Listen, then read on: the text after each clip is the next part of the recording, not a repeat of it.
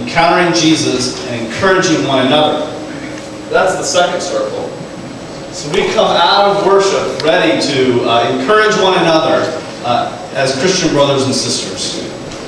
Loving one another, right? Building community. And then the third circle is the third E, engaging the world.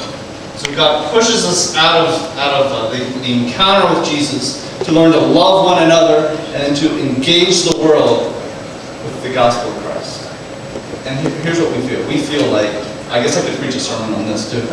We really feel that for God to be, what do we want as Christians?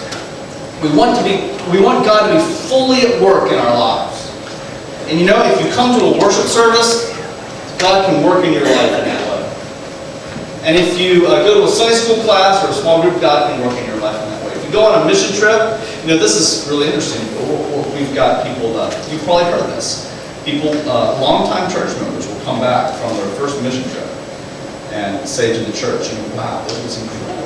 I felt God move like never before in my life and in that group. Well, you know why that is. Because we're not supposed to be just here.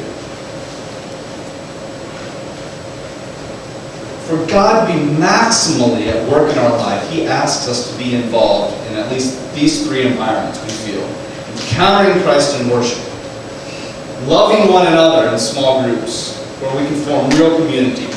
And then engaging the world through missions and ministry.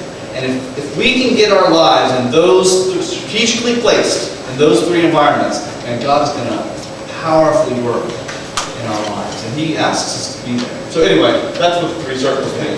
It's E3, encountering, encouraging one another, and engaging the world. You might not be familiar with the song, but this really captures our heart for Christ, especially for great renown.